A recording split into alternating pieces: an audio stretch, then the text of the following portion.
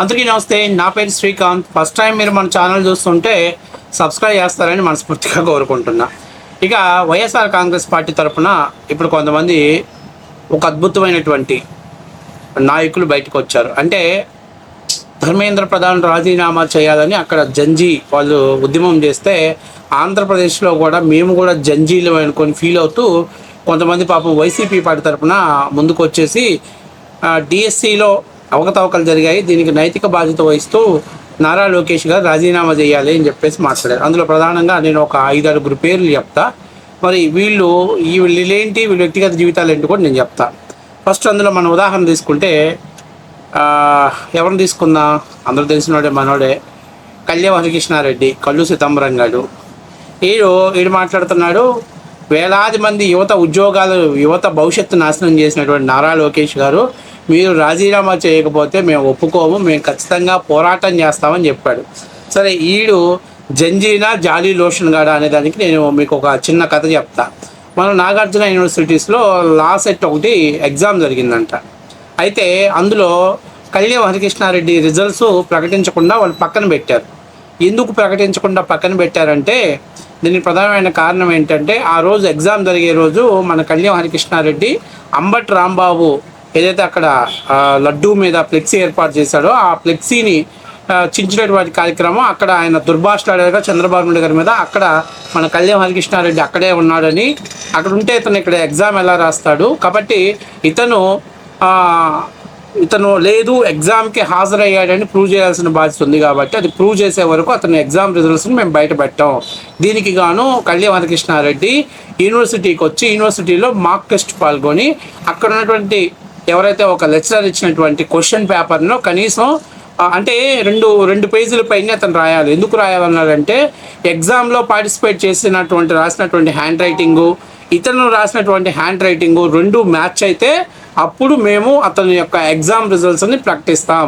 లేని పక్షంలో అతను మాకు ఎగ్జామ్ రాశాడని అతని మీద కేసు నమోదు చేసి అతను లోపల దోయిస్తామని చెప్పేసి, అంటే అంతే కదా, మాకు ఎగ్జామ్ రాసినా దొంగతనంగా అతని స్థానంలో ఇంకొకటి రాసినా కూడా దానికి శిక్ష ఉంటుంది. కాబట్టి దీన్ని బట్టి మనోడు ఎగ్జామ్స్ పేపర్ని రిజల్ట్స్ని అనౌన్స్ చేయకుండా యూనివర్సిటీ వాళ్ళు అతన్ని అక్కడ పెట్టేస్తారు. అంటే వీడికి చదువు మీద అంత ప్రేమ ఉంది, చదువు మీద వీడికి అంత ఆశ, అంటే ఆశ అలాగే చదువుకోవాలనే కోరిక ఉబలాటం వీడికి ఎక్కువగా ఉంది. అందుకని చెప్పేసి అప్పటి నుంచి ఇప్పటిదాకా మనోడు యూనివర్సిటీ వాళ్ళు అనేక సార్లు మాక్ టెస్ట్కి రమ్మంటే వీడు హాజరవ్వకుండా గైహాజరవుతున్నాడు.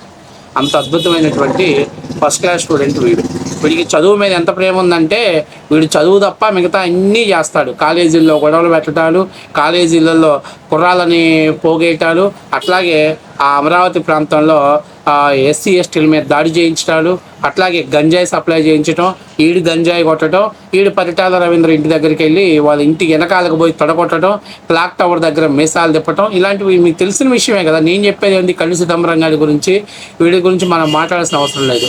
వీడు కూడా నారా లోకేష్ గారు డిఎస్సిలో అవకతవకలు జరిగాయని రిజైన్ చేయాలని చెప్పేసి వీడు అడుగుతున్నాడు. సరే, ఇది అయిపోయింది, ఇది ఒక ఫస్ట్ అయిపోయింది. నెక్స్ట్ ఇప్పుడు అద్భుతమైనటువంటి ఒక ఏమంటారు, బ్యాటింగ్ అనాలా బెట్టింగ్ అనాలా, సరే ఏదో ఒకటి, బ్యాటింగో బెట్టింగో, ఒక అద్భుతమైనటువంటి మహిళ గురించి చెప్తా. ఆమె పేరు ఆర్ఏ శ్యామల రెడ్డి. ఆ రెడ్డి ఎలాగొచ్చిందో అందరూ తెలిసిన విషయమే. సరే, ఏది ఏమైతే ఇప్పుడు సామాన్యంగా పెళ్లి చేసుకున్నప్పుడు భర్త ఇంటి పేరు రావటం అంటే సహజంగా ఉంటుంది. సరే, నేను దాని గురించి మాట్లాడదలుచుకోవట్లేదు. కానీ ఏమేమంటుందంటే లోకేష్ గారు ఎల్లకాలం మీరు మోసం చేయాలంటే కుదరదు.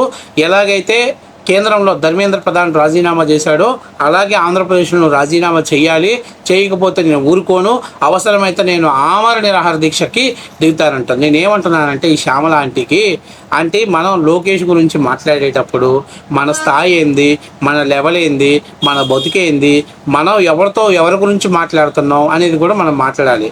ఇప్పుడు మనకు తగ్గ సబ్జెక్ట్ మనం ఎత్తుకున్నాం అనుకో, ప్రజలు వరే వా ఏం మాట్లాడిందిరా శ్యామలా గారు అంటారు.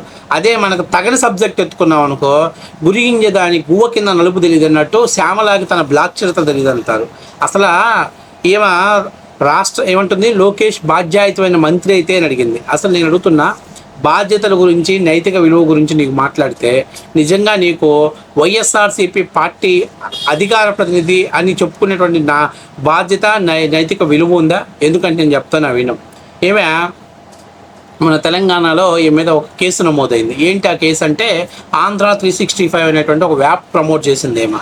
అంటే అందులో క్యాసినో కావచ్చు, బెట్టింగ్స్ కావచ్చు, లేకపోతే ప్యాకాట కావచ్చు, దీనికి సంబంధించినటువంటి ఒక యాప్ని ఏమైనా ప్రమోట్ చేసింది. ఈ ప్రమోట్ చేసి సంబంధించినటువంటి తెలంగాణ పోలీస్ స్టేషన్లో ఈ మీద కేసు నమోదైంది. ఏమో బాధ్యతల గురించి, నైతిక విలువల గురించి ఏం మాట్లాడుతుంది. ఇక మనం వినాల్సిన పరిస్థితి ఏర్పడింది. ఏమో కూడా లోకేష్ని రాజీనామా చేయాలి, చేయకపోతే ఆమరణ నిరాహార దీక్ష చేస్తానంటాం. నేనేమంటున్నానంటే అదే కంటిన్యూ చేయి, దరిద్రం పోయింది, రాష్ట్రానికి బట్టిన దరిద్రం పోయింది, చేసే ఈ పేడ వదిలిపోయింది, రాష్ట్రాన్ని బట్టిన పేడ. ఎందుకంటే ఇప్పుడు నేను ఇంకా చాలా వివరంగా లోతుగా వెళ్తే ఆ టైర్ల బండి మీద డ్యాన్సు, ఆ డల్లాస్ వీధిలో డాలర్ల వ్యాపారం, ఇవన్నీ మనం మాట్లాడకూడదు, అవి కరెక్ట్ కాదు. కానీ ఒక చిన్న ఎగ్జాంపుల్ చెప్తున్నా. మరి ఎందుకంటే ఆమె నైతిక విలువ, బాధ్యత గురించి మాట్లాడింది కాబట్టి అసలు నీకు నైతిక విలువ ఉందా? నీకు బాధ్యత ఉందా? నువ్వు ఒక బాధ్యతమైనటువంటి పార్టీకి రాష్ట్ర అధికార ప్రతినిధి అయ్యి ఉండి బెట్టింగ్ వ్యాపారం ప్రమోట్ చేస్తావా? ప్యాకాట వ్యాపారం ప్రమోట్ చేస్తావా? నువ్వు కూడా విలువల గురించి, వ్యక్తిత్వాల గురించి ఇంకా నువ్వు మాట్లాడుతున్నావు అంటే ఇంక మేము, మా దరిద్రం, మా దౌర్భాగ్యం, ఇలాంటి వాళ్ళని పెట్టుకొని జగన్మోహన్ రెడ్డి యుద్ధం చేస్తున్నాడు. ఇప్పుడు ఇంకొక లొట్టపీసు కానీ నేను ఇప్పుడు మాట్లాడతా. వాడు పానుగంటి చైతన్య. ఈ పానుగంటి చైతన్య మామూలుగా మనోడు వయసు చూసినా, ఫేస్ చూసినా అర్థమైపోయింది. దాదాపుగా ఒక 40-45 ఇయర్స్ ఉంటాయి. ఈయన విద్యార్థి సంఘానికి రాష్ట్ర అధ్యక్షుడు అంట. మరి ఈ 45 సంవత్సరాల దాకా ఈ నవ యువకుడు, మేధస్సు కలిగినటువంటి యువకుడు, మరి 40-45 సంవత్సరాల దాకా ఇంకా వీడు ఏం చదువుతున్నాడో, ఏ కాలేజీలో చదువుతున్నాడో ఏమో నాకు తెలియదు, కానీ మొత్తానికి విద్యార్థి విభాగానికి రాష్ట్ర అధ్యక్షుని చేశాడు. ఇప్పుడు నేనేమంటున్నానంటే ఒక క్యారెక్టర్ని, ఒక వ్యక్తిని విద్యార్థి సంఘానికి విభజనకు అధ్యక్షుడిగా చేయాలంటే వాడి క్యారెక్టర్ ఏంటి, వాడు ఎలాంటి వ్యక్తి అనేది కనీసం ప్రజలకి, యువత ఆదర్శంగా తీసుకునేటట్టు ఉండాలి. ఇప్పుడు మనోడు సంగతి చెప్తా. మనోడు లీలా అప్పిరెడ్డికి లెఫ్ట్ హ్యాండా, రైట్ హ్యాండా? మామూలుగా అయితే ఈ హ్యాండ్ అయితే ఉండదులే, ఈ హ్యాండే ఉంటాడులే. ఎందుకంటే బాగా అలవాటు, ఇది కడగటం, కడిగించుకోవటం అలవాటు కాబట్టి సరే మేబీ ఇదే అయి ఉండొచ్చు. సో మనోడు మంచి లెఫ్ట్ హ్యాండ్ అంట వీడు. సో ఈ లెఫ్ట్ హ్యాండ్ ఉన్నటువంటి వీడు లీలా అప్పిరెడ్డి ఉస్కో అంటాడు. లీలా అప్పిరెడ్డి ఏదైనా ప్రోగ్రామ్ పెట్టినప్పుడు జనాన్ని సమీకరించడం వీడి బాధ్యత. అట్లాగే ఎక్కడైనా దాడులు చేయమంటే దాడులు చేయడం వీడి బాధ్యత. వీడికి కాలేజెస్లో కుర్రాళ్ళకి వాళ్ళ యొక్క పర్సనల్ విషయాల్ని వాటన్నిటిని ద్వారా వాళ్ళందరినీ వీడి వైపు తిప్పుకోవటం, ఎక్కడన్నా ఒక చోట జగన్మోహన్ రెడ్డి ప్రోగ్రాం జరుగుతుంటే వాళ్ళందరినీ అక్కడ తరలించి వాళ్ళకి బిర్యానీ, అలాగే బీరు, ఒక 500 రూపాయల డబ్బులు అవి ప్రొవైడ్ చేసే విధంగా ఒక ప్రోగ్రామ్స్ని ఆర్గనైజ్ చేయడం కోసం అన్ని కాలేజెస్లో వీడు ఒక బ్యాచిలర్స్ తోటి, అంటే ఆ కుర్రాళ్ళతోటి ఒక టీమ్స్ని ఫామ్ చేసుకున్నాడు. అంటే ఈ కాలేజీలో నువ్వు ఉండాలిరా, నేను ఫోన్ చేసినప్పుడు ఒక 20 మంది స్టూడెంట్స్ని పంపి ఇలాగా. గతంలో వీళ్ళు అధికారంలో ఉన్నప్పుడు తెలుగుదేశం పార్టీ కేంద్ర కార్యాలయం మీద దాడి చేయడంలో ఈ నవ యువకుడు ఈ దేశాన్ని ఉద్ధరించడం కోసం ఇంకా ఇప్పుడు దాకా కాలేజీలో చదువుకుంటున్నటువంటి ఈ యువకుడు కీలక పాత్ర పోషించాడు. దానికి సంబంధించిన విజువల్స్ కూడా అన్నీ మనకు క్లియర్గా కనిపించాయి. అంటే కాలేజీలు చదువుకునే పిల్లలకి, కేంద్ర కార్యాలయాల మీద దాడి చేసే వాళ్ళకి, అంటే రౌడీ షీటర్లకి, గంజా వ్యాపారం చేసే వాళ్ళకి వీడు కూడా నైతిక బాధ్యత వహిస్తూ నారా లోకేష్ రాజీనామా చేయాలని చెప్పి మాట్లాడుతున్నాడు. అసలు జగన్మోహన్ రెడ్డి నేను అడుగుతున్నా, ఈ చింతపండుని చూసి అసలు ఏ యాంగిల్లో చూసి వీడిని రాష్ట్ర అధ్యక్షుని చేసావు? నేను అనొచ్చు, ఈ విషయంలో కొంతమంది ఏదో మమ్మల్ని ఏదో అవమానం చేసినట్టు అంటారు. నేనేమంటున్నానంటే పొట్టి శ్రీరాములు గారు దేశానికి ఆదర్శం, అంత గొప్ప వ్యక్తి. ఎందుకంటే రేపు ఏదైనా మళ్ళీ క్యాస్ట్ పాలిటిక్స్ తీసుకురావడం నేను మాట్లాడుతున్నా. ఈరోజు మీరు తెలుగుదేశం పార్టీలో డుండి రాకేష్ ఉన్నాడు, లేదు జగ్గయ్యపేట నియోజకవర్గం శ్రీరామ్ రాజగోపాల్ తాతయ్య గారు ఉన్నారు, అట్లాగే ఇక్కడ కర్నూలులో టీజీ భరత్ గారు ఉన్నారు. చూడండి వైశ్యాస్ అంటే ఎంత హోందాగా ఉంటారో, ఎంత గౌరవంగా ఉంటారో. వీళ్ళని చూస్తే మనం శభాష్ ఇలా ఉండాలి, ఎందుకంటే జాతికి వన్య తేవాలి.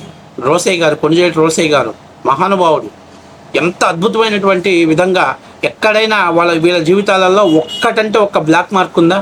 ఎంత అద్భుతమైనటువంటి వైశ్యులు, సౌమ్యులు, మృదు స్వభావం కలిగినటువంటి వ్యక్తులు, సమాజం కోసం పరితపించేటువంటి వ్యక్తులు. వాళ్ళు వ్యాపారాలు చేస్తా వాళ్ళ ద్వారా ఆర్థిక లావాదేవీల ద్వారా సమాజంలో కీలక పాత్ర పోషిస్తారు.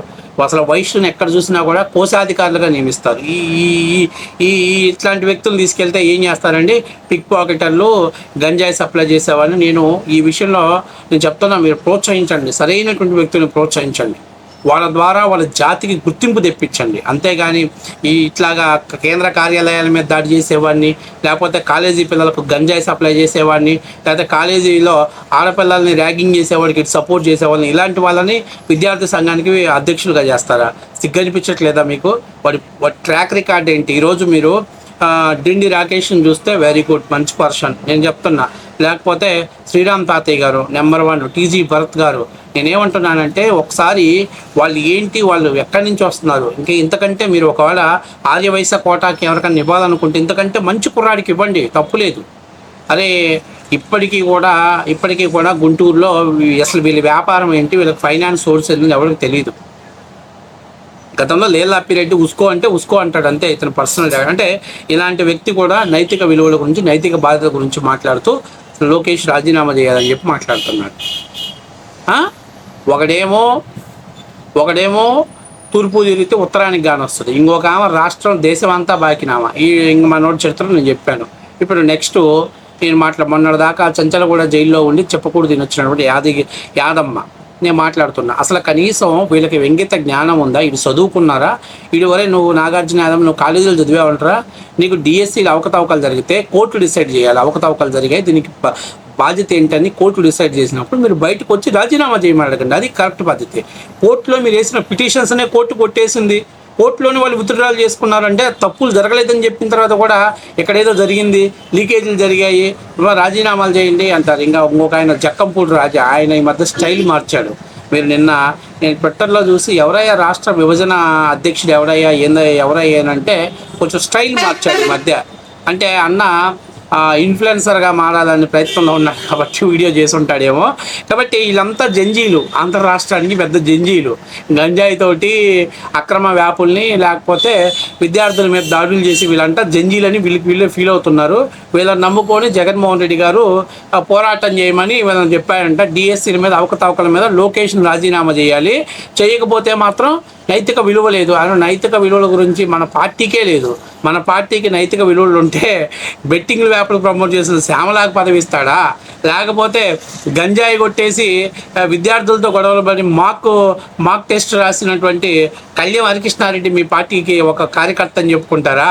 లేకపోతే విద్యార్థుల మీద తగాదాలు పెడుతూ యూనివర్సిటీస్లో గొడవలు సృష్టించి ప్రత్యర్థి పార్టీల పార్టీ ఆఫీసుల మీద దాడి చేసినటువంటి ఇలాంటి వ్యక్తికి విద్యార్థి విభాగానికి రాష్ట్ర అధ్యక్షుని చేస్తాడా?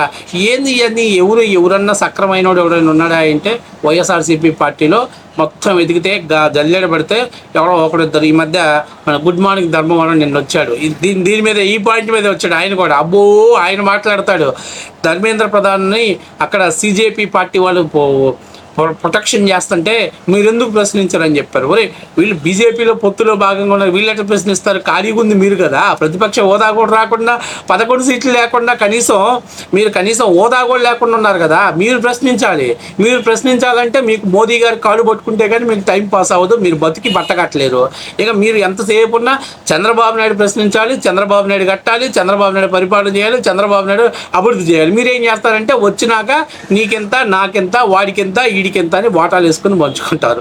కాబట్టి ఇట్లాంటి జంజీలు అనుకుంటున్నటువంటి వైఎస్ఆర్సీపీ జాలీ లోషనగాళ్ళు నమ్ముకుంటే మాత్రం రాష్ట్రం ముందుకు రాదు. జగన్మోహన్ రెడ్డి మళ్ళీ అధికారంలో రావడం అనేది కల్లా అనేది వాస్తవ విషయం.